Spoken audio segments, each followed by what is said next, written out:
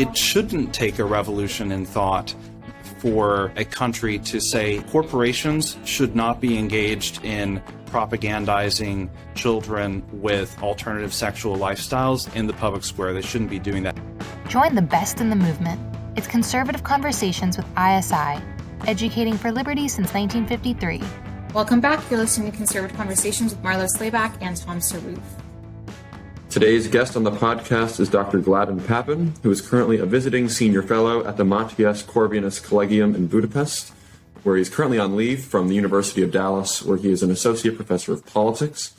He is co-founder and deputy editor of American Affairs, as well as co-founder of the Postliberal Order. And he's a permanent research fellow and senior advisor of the De Nicola Center for Ethics and Culture at the University of Notre Dame. And he is also an alumnus of the Notre Dame Institute for Advanced Study. He directs the activities of Pro Civitate Dei and is an advisor of the National University of Public Service in Budapest. Welcome to the show. Great to be here. Before we get started with our interview, we'd like to thank you for listening to Conservative Conversations with ISI. This podcast is a production of the Intercollegiate Studies Institute, and our mission is to educate for liberty. If you would like to help us in pursuing that mission, please rate and review this podcast on Apple Podcasts to help us reach more listeners like yourself. So, Gladden, we have several kind of subjects we want to speak with you about today, and among them is your project with the Matthias Corvinus Collegium and family policy in Hungary. So, in part because we have a lot of discussion on the podcast recently where post-liberalism has come up among our various different guests. We'd love to, I think, get started, especially to kind of give listeners a sense of what post-liberalism is. I know we had Chad Pecknold, who is also one of the authors at post-liberalism, at the Postliberal Order substack, back in I think it was July or August. So if you can give us kind of a refresher of what that means and how it relates to your work, I think that'd be a good place to start. Yeah, well, first of all, thanks so much for having me on the podcast. You guys have had a lot of great episodes, and it's great to be here with you today. So, yeah, post-liberalism has certainly got a lot of attention over the last few years. In part, I think what's happening is that the right in present political situations is searching for a word. And obviously, in some way, we're all conservatives. We want to conserve the best parts of the Western tradition and pass it on to our children. We believe that's a fundamental human instinct and an aspect of human nature. At the same time, there's been all sorts of controversy over what exactly conservatism is. That's obviously why ISI exists and why this podcast exists. Post-liberalism, I think, has two different modes within that term. One of them is a prescriptive one, and one of them is a descriptive one.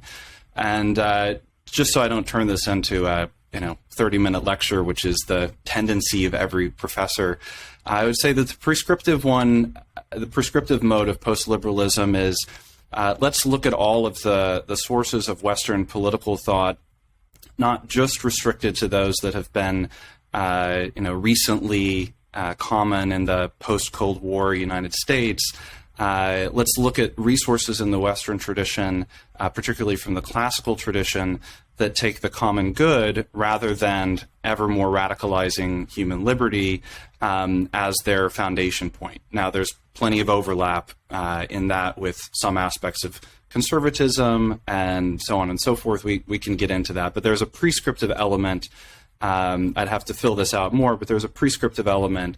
Post-liberals are known for advancing certain kinds of arguments that we should have a political discussion which is based around the common good, human nature, preserving and extending elements of the classical tradition. And that's taken post-liberals a little bit outside of the traditional matrix of, say, the GOP. The other part is a descriptive part. Since the end of the Cold War, we have thought we've been living in a global liberal political order. So that's a political order whose account of politics is based on very narrow agreements. We need to agree that for the sake of peace and order, we use our liberty to establish government for these very, very limited ends. And it's taken on in the post-Cold War era also that form of liberalism has taken on a kind of radicalizing and also evangelical sense. Everyone in the world needs to be made into a liberal. Saw this baked into American foreign policy.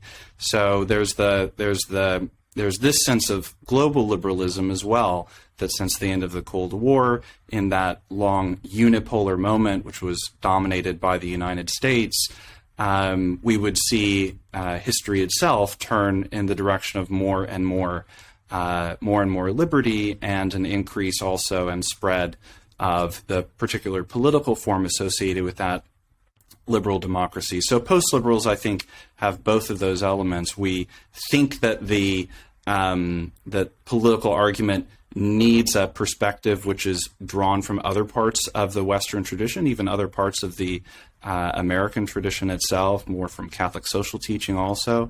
But there's also a prescriptive element that this world which was dominated by liberalism is in some sense coming to an end, that people are tending more to make arguments about what the purpose of politics should be, even if the purpose of politics is now to make people liberals. So the old form of liberalism, where liberalism just leaves you alone to pick and choose, navigate life as you want, has now become a more radicalized form, seeking to make people into liberals, like make them prove that they are not bound by any unchosen obligations, and at the same time that the global order associated with that seems to be fracturing, or in some sense the expectations around it that the world would become more and more liberal democratic and be dominated by liberal democracies seem, if we look at China and elsewhere,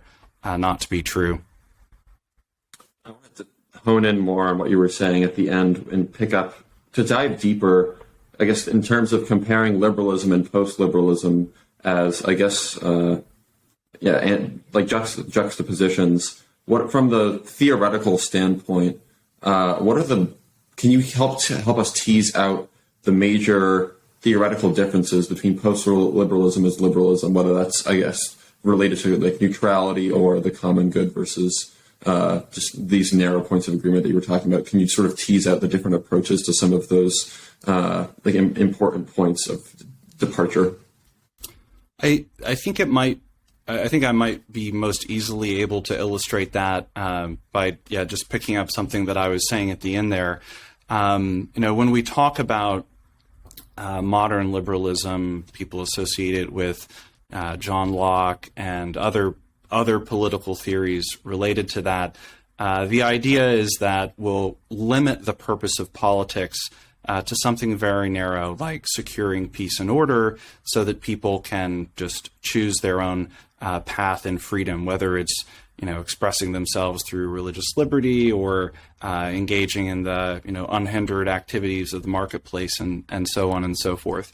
This vision of politics set itself against the classical position, the position of Aristotle and to a certain extent the Christian thinkers, that the purpose of politics is to secure the common good and to promote virtue. This is just just making an initial, very superficial cut between kind of ancient classical and modern liberal political thought.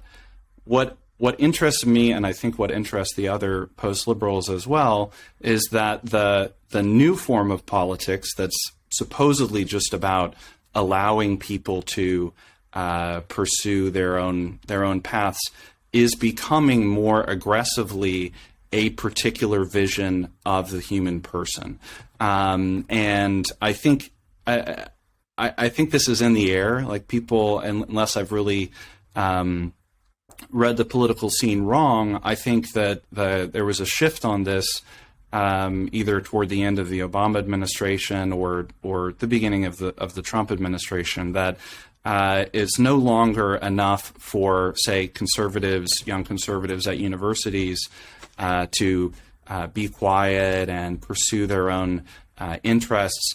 They're now being required to positively affirm that they support liberalism, right? So I think that's an experience that a lot of people have, and to the post-liberal way of thinking is just trying to track that initially as an observation. This political system, which supposedly was about allowing people to pursue their own paths, is now demanding their adherence and demanding that people show that they are liberal. If you're a young conservative on a college campus and you're wearing a jacket and tie or something, that's suspicious now. We're not going to leave you alone. You have to positively affirm that you reject whatever it is, whatever the current thing is, whether it was Trump in 2016 or whatever it is on that particular day. And so that in the post-liberal way of thinking, liberalism is becoming more like a regime. It's becoming more like a system that has a vision of the human good. It's a vision tied to radical liberation. And so that's a shift within liberalism, and to the post-liberal mind, the correct way to respond to that is to say, yes, in fact, it is natural for politics to point in the direction of a vision of the human good, and therefore reacting to this by just going back to the same "leave me alone" demands doesn't really meet the current political situation. So I know the phrase, silence is violence, has been, used in different contexts, but that's if you think about that in political terms, that's basically what's happened. It's no longer acceptable to, quietly dissent, quietly be a conservative. You have to, put your cards out forward and show that you are liberated, as it were. Yeah, something interesting that I've observed among our students, especially our our most selective programs and among our students from the Ivies, is if they're conservative, they're definitely their affinity is for post-liberalism and more less mainstream political orientations.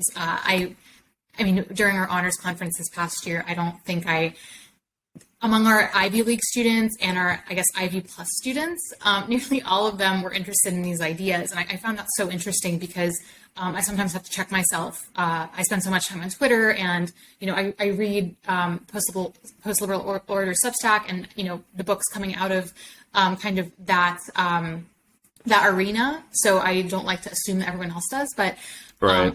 I thought that was so just interesting.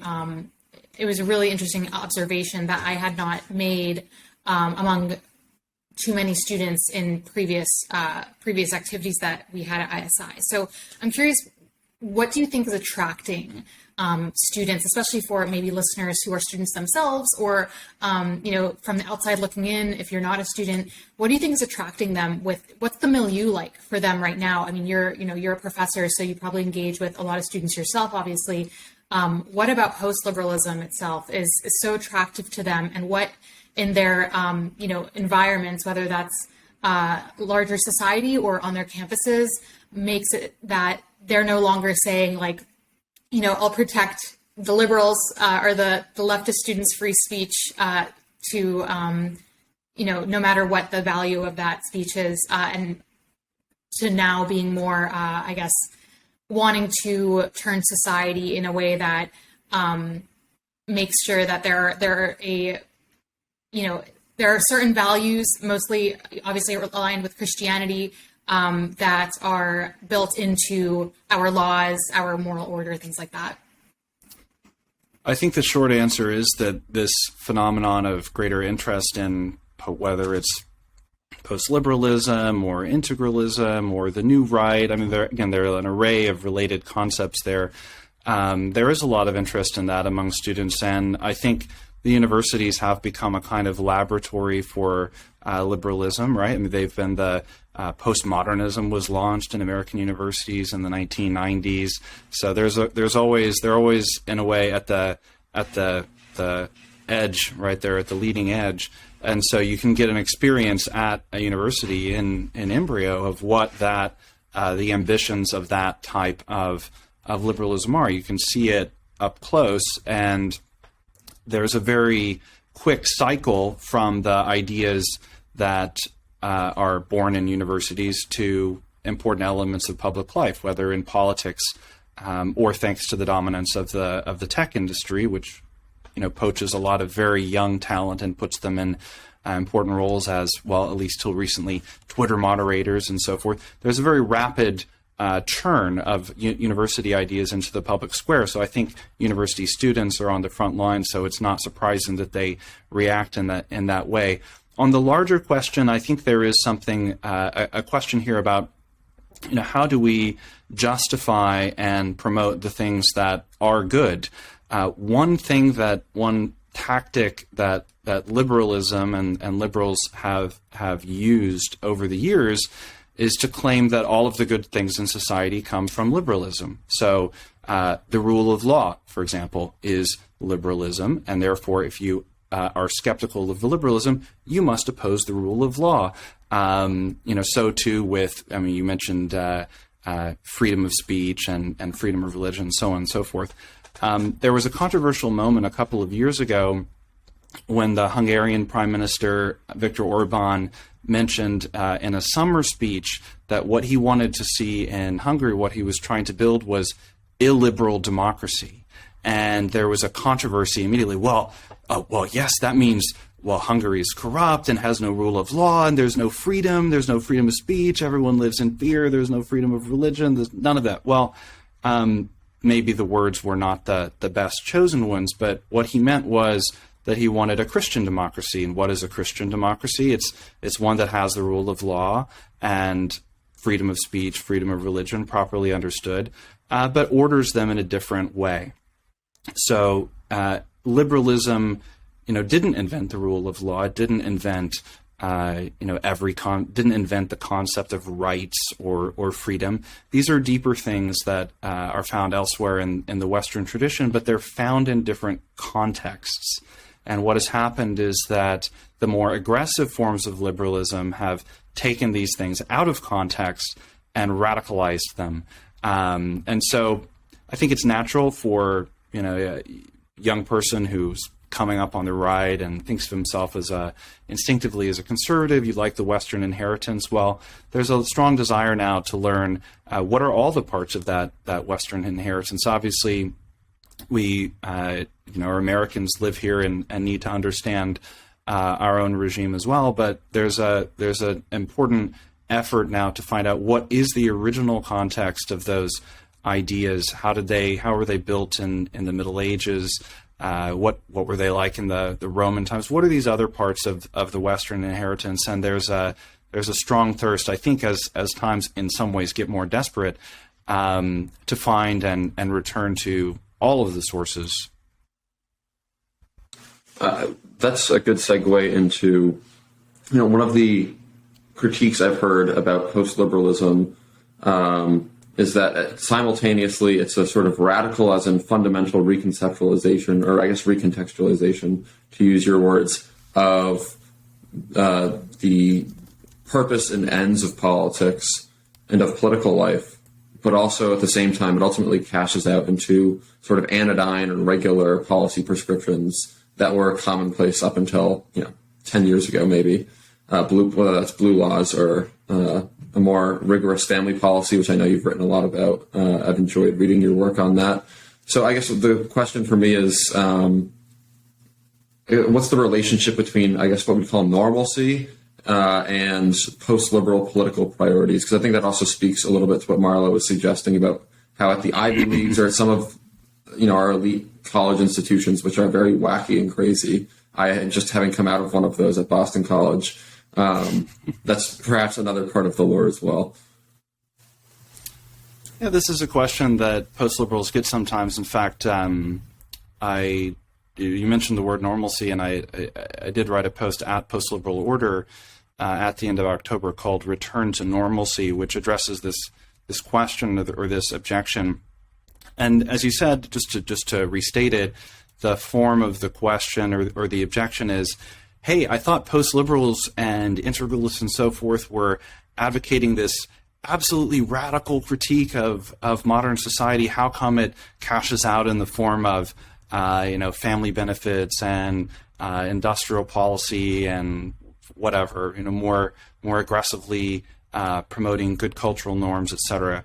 I have two responses to this, and first is there's the idea of the Black Legend, and the Black Legend is the idea that pre-modern and pre-liberal society was full of darkness and foreboding, and there was the Inquisition, and terrible things happened, and then one fine day, at some point, the Pilgrims came to America and all was fine. Right, this not to oversimplify, but there's this the Black Legend persists, and it hovers over the integralist project and the post-liberal project. Wait, these people want the church to have an important role in human society, and they're returning to medieval sources for that. Well, this is extremely dangerous, extremely scary. So I think in part, the expectations around post-liberalism and integralism have been set by hostile critics. So hostile critics are making this move saying, hey, wait, don't be careful of these post-liberals. They want to return to the Dark Ages. And then, hey, wait, they don't want to return to the Dark Ages? Well, they're boring then. They're not exciting at all. So I don't know. For me, yeah, it's something like, why is a normal and properly functioning society seemingly so far away from where we are right now? And not to plug Hungary, but I've been living there for the last year and a half, although I'm currently in the United States, going back to Hungary in about 4 days. But there is a real difference between a society where things that ought to be taken for granted are still taken for granted, and one where we're constantly battling them. And I enjoy the battle. I'm a political fighter, or try to be in a good way. But my wife and I brought my wife and children. We all came together to Hungary, and I've told this story before, but you get off the plane in Hungary, and the jet bridge, rather than pummeling you with credit card advertisements, says, "Welcome to family-friendly Hungary." And, you can hear the Twitter reply guys out there saying, but that's just propaganda, Well, it feels really good to have a society where public spaces promote normalcy. It shouldn't take a revolution in thought for a country to say, hey, corporations should not be engaged in propagandizing children with alternative sexual lifestyles in the public square. They shouldn't be doing that. Instead, we should have posters promoting positive images of ordinary family life. I honestly spent a lot of time the last few weeks watching football, enjoying being back in the U.S., watching the playoffs, and so on and so forth. And, people have pointed out, other TV shows, commercials now, like they almost thrive on advertising dysfunction. So it's nice to be in a country where the things that ought to be part of the public life are promoted in that way. So unfortunately, it seems that it may take a minor revolution in thought in order to change people's views about what is possible. In classical thought, last point here, in classical thought, the prologue to the law, the section at the beginning of bills that come out of Congress says, whereas we live in whereas we, the United States of America, are dedicated to the cause of equality for all different genders everywhere in the world. Therefore, in this Ukraine military bill, we will include $20 billion for promoting gender identity education, right? Like this stuff happens in laws all the time. So you can think of post-liberalism and the way that we talk about the purpose of society is just like changing. We need to change the whereas section. Whereas the family is an essential part of the common good and its flourishing is tied to that of the community as a whole. Therefore, we can discuss what the steps are, take these steps to promote it. We can't just assume that the good things will, spontaneously, in some Hayekian way, preserve themselves. So it is a good question. It's a good objection. And ultimately, I only have a question back to it, which is, why is normalcy, 5,000 miles away? It's funny you mentioned that because I was in Dubai several months ago. I was, I think, 6 months pregnant at the time. And I'm someone who, like, my community, I live in Western Pennsylvania, is like a Latin Mass community at my local parish. So it's, totally very young and vibrant, lots of children. I think there's maybe an average of 2 children per parishioner at my parish. So it's not something that that's foreign to me, seeing family-oriented environments. But when I was there, it struck me just how poorly families and pregnant women are treated in the U.S. when my husband and I would enter the metro, and within 20 seconds, there would be entire rows of people sitting up or standing up to offer us their seats, me and my husband. And they were just so polite. And it really struck me because, that just did not happen at the airport. It didn't happen, in public transit in the US. And I remember even when I was in Hungary, I would see pregnant women on billboards. And I'm like, I think I know a lot of friends who have never held a baby before. And, probably have never interacted with pregnant women before either, or pregnancies for that matter. So it was just like totally stark contrast between 2 different worlds to me. Yeah, if I can give 2 examples from Hungary that jump to mind. When we moved there in September of 2021, and the main square is Deák Ferenc tér, and in the square there was down the side of the building a huge advertisement. This advertisement was also all over the subways, and it was of a model. She was pregnant, and she was advertising prenatal vitamins, and I don't know, I was sort of blown away. Like I've been on the New York subway a few months before that, and the advertisements are all for like hookup apps and different pharmaceutical trials and so on and so forth. And what you see out there in advertisements does affect your image of society. Now, you can find anything you want in Budapest, good, bad, in between. It's a totally free city. It's well known as a totally free city. But I was on the subway pretty late at night. Subway is normally absolutely quiet during the daytime, but at night, there were a couple of handful of young guys. I guess they'd been to clubs or something like that, and they were still listening to music out loud. And I was sort of surprised, like, well, it's kind of unusual to see that. At the next stop, 2, older ladies got on the subway, and immediately these sort of, grungy guys, immediately they got up from their seat and offered it to the old ladies. And there's like, in some way that reflects the common good and orderliness of society. I've noticed on planes in the U.S. and in other public places, now people are constantly like listening to their devices out loud, like on an airplane. Why would you be, no one else wants to listen to this movie. Why are you doing that? And it's sort of like there's a difference between a society in which, a bunch of individual atoms are kind of like moving around and like crashing into one another and just kind of entertaining themselves, and one in which even the kind of rougher guys on the train late at night show some respect for their elders and for the common good of society. So again, there's no magic trick for that, and certainly, it's definitely not not only Hungary. I just happened to be living there recently.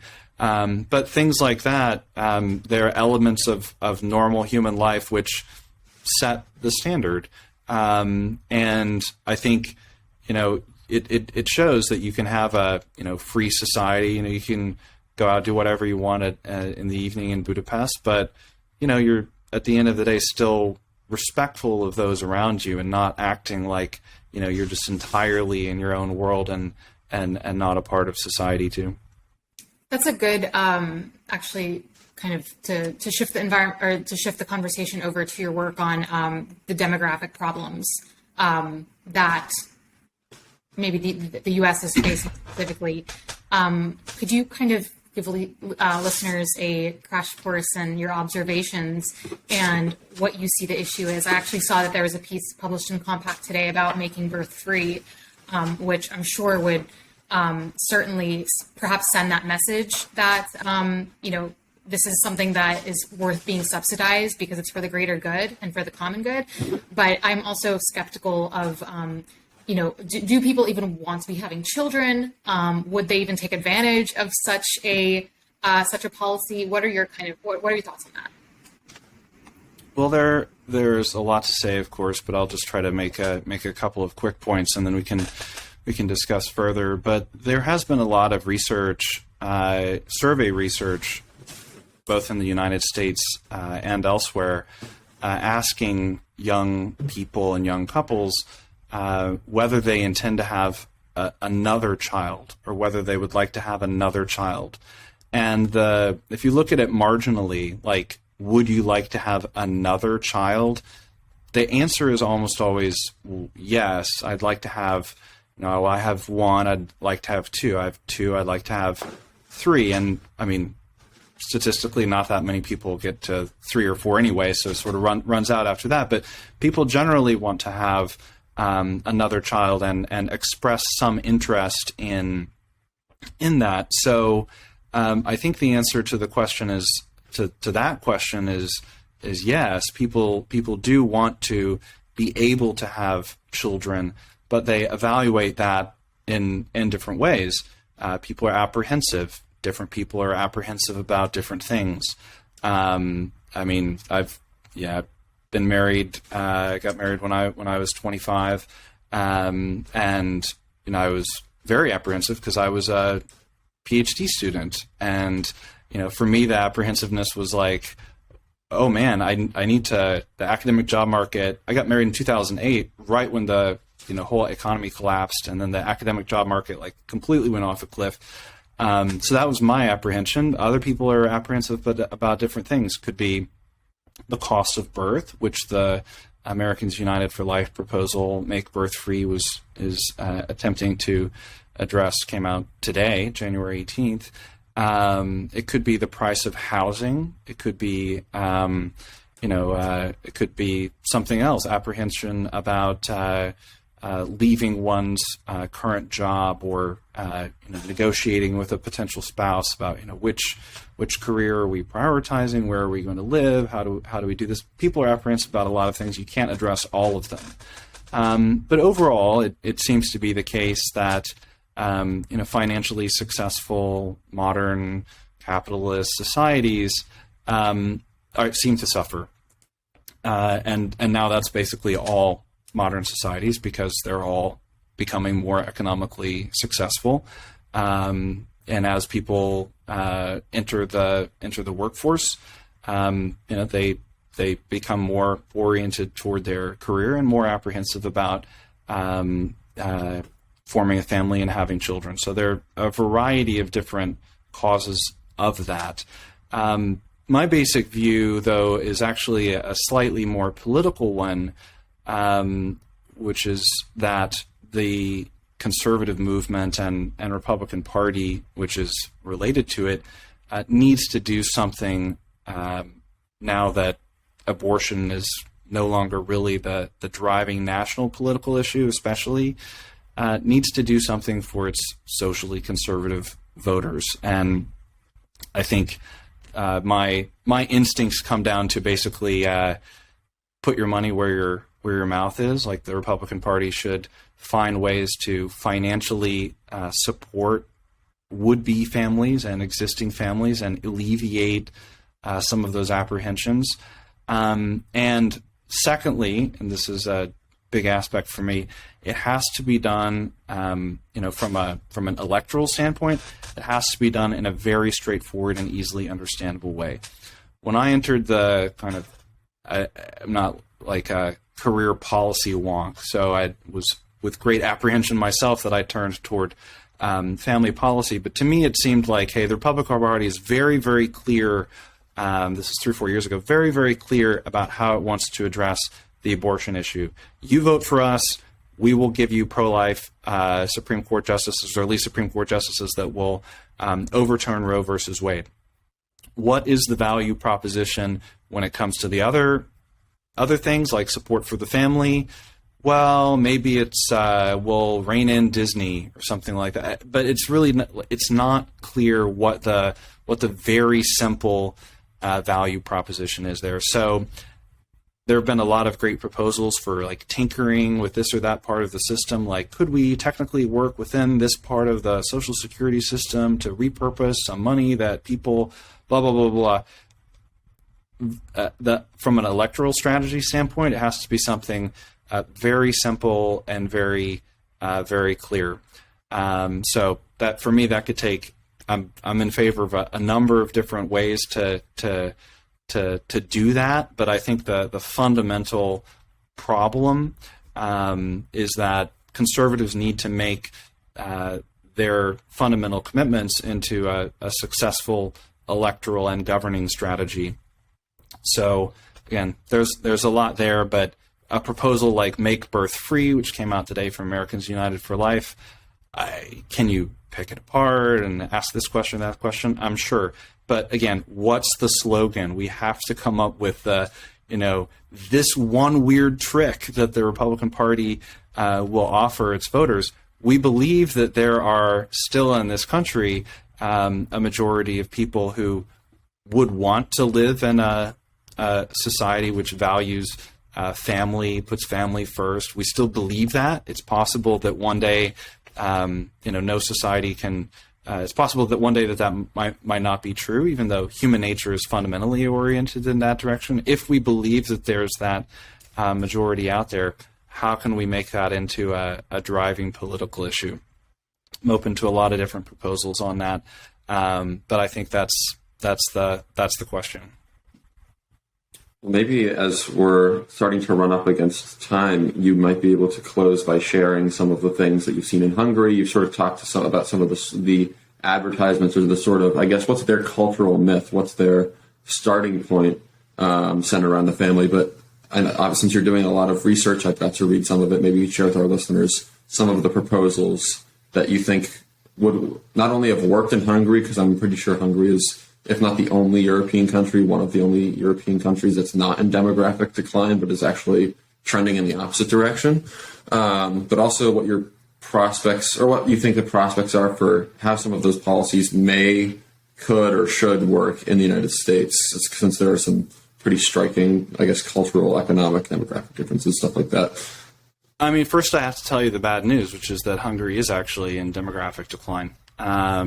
It was hit very, very hard in terms of its birth rate under communism, and from I think the mid 1970s until 2010, the birth rate fell every single year.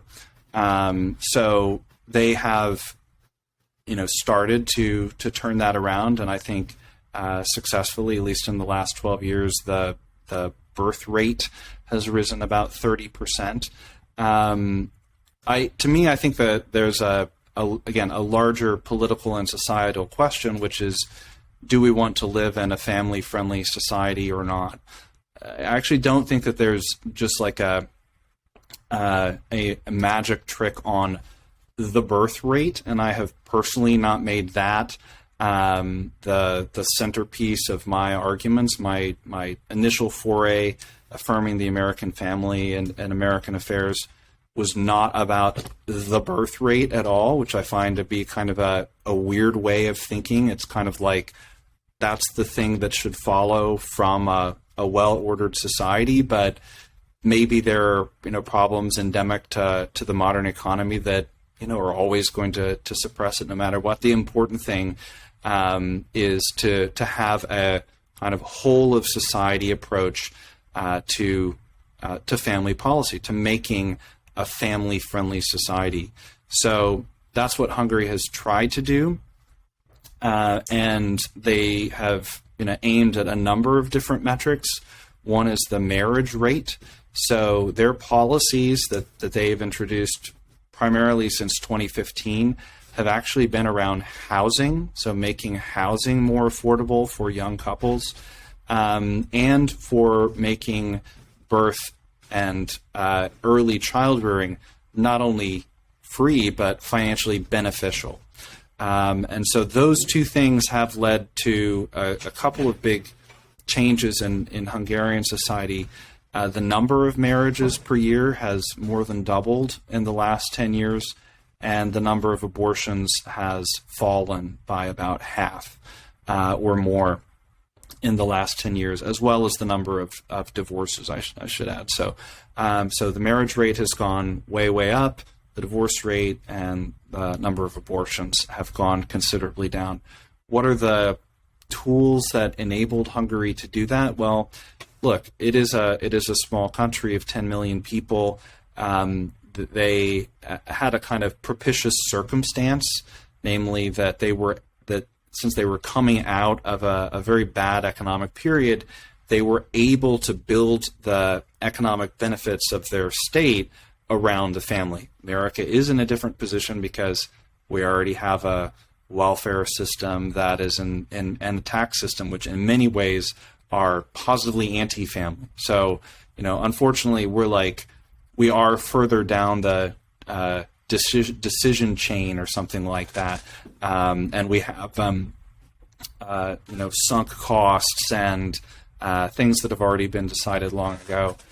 Still changing the mentality and the mentality among policymakers has been my primary goal.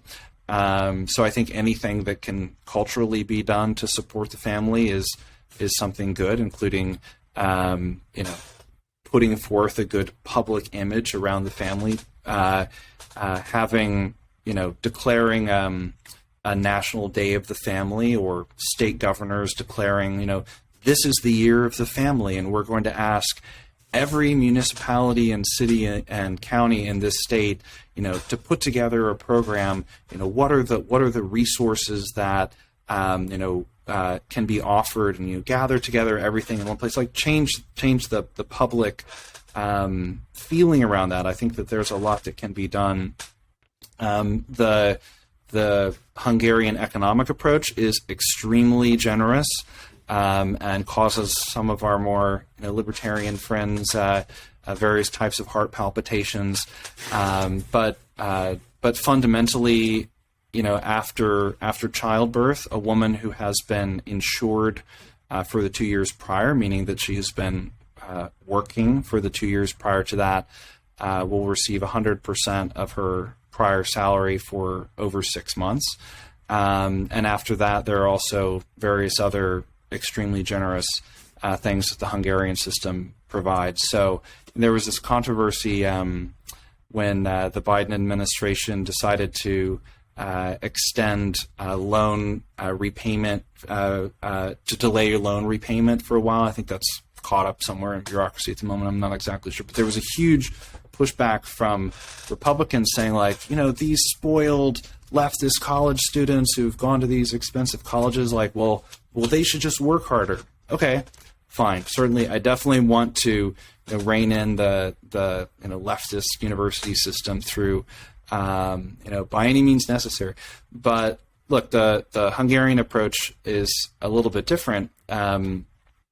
A woman who has a child and has student loans will immediately get a 3-year delay in repayment of her student loans. She has a second child, her remaining loan balance is halved, and when she has a third child, her loan balance is zeroed out. So again, that's a conservative approach the Hungarian educational system is a little bit different. It's mostly publicly funded. Those amounts are lower. It might be a huge problem in the United States. I don't know. But these clearly indicate different mentalities and different ways of thinking. And so, again, I'm open. What are the first steps? I'm open to a ton of different ideas.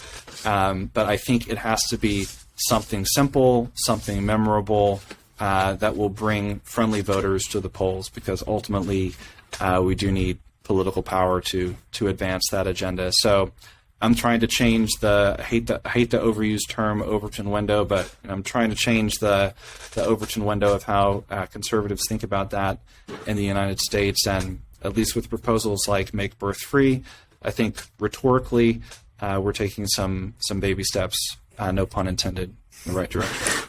Also no pun intended. Well, unfortunately, we are running out of time, but we'd love to hear about your experience with ISI. It sounds like you have significant history. And then also, if you want to tell listeners about where they can find your work, or any sort of social media plugs that you'd like to make, we'd love to hear that. Well, far be it from me to recommend that anyone go on Twitter, but you can find me there at GJ Pappin, Pappin. And, as you said at the beginning, I co-founded American Affairs. That's AmericanAffairsJournal.org. We're a quarterly publication that focuses primarily on economic and industrial policy. I've got a piece coming out on the current state of the realignment in the February 20th spring 2023 issue, and you can find Postliberal Order, the Substack, on Substack, and also Twitter at PostLibOrder. So feel free to reach out on there. You can also find me, at least for the remainder of the spring term, in Budapest. So if anyone's coming through Budapest, feel free to say hi. But yeah, no, as you said, it's I've been very pleased to be associated with ISI for a long time. They were a crucial part of my undergraduate education. I sort of grew up in an ISI household. My dad sort of became a conservative in the 1970s by reading Russell Kirk's Edmund, Burke, A Genius Reconsidered. He took Edmund Burke as his scholarly area, so he wrote about Burke in Modern Age in the 1970s, 80s. So when I was growing up in the 90s, like Modern Age was always around on the table, and Intercollegiate Review, he was writing for that as well. So these were really the publications that I already knew as a youth, and as soon as I went to college, I signed up for ISI, and in those days the honors program was held in Oxford, and so they threw us on a plane in summer of 2002 and took us away to England for a week. Look forward to ISI bringing the overseas trips back. Would highly recommend that. So yeah, I mean, it was really my gateway toward a certain part of Western thought. In those days, the debate was between the neoconservatives and the traditionalists, and actually a lot of elements of those debates are still there. I remember a seminar that ISI took us to in which we discussed fusionism and the essays of Frank Meyer versus Brent Bozell and his criticisms of libertarianism and emphasis on virtue. And well, plus ça change. Things are still there in a lot of ways. A lot of those debates have come back. But what's the difference today? The overall political situation has changed. In 2002, that was, we had just invaded Afghanistan. We were about to invade Iraq, and 2003, 4, 5. The Bush administration was saying, everyone in Iraq wants to be a liberal, wants to be free, and we need to go and liberate them. So after 20 years of that, I think people's perspectives have changed, but in some way, the debates remain the same, and ISI is clearly a great place to access them. Well, thanks so much again for joining us today, Gladden, and thank you for listening to Conservative Conversations with ISI. If you've enjoyed this podcast, please feel free to head over to isi.org/resources to see all that we offer our members, including the Intercollegiate Review, select modern age articles, ISI books, and of course this podcast. Thanks again for listening. Don't forget to rate and review, and we will see you next time on Conservative Conversations with ISI.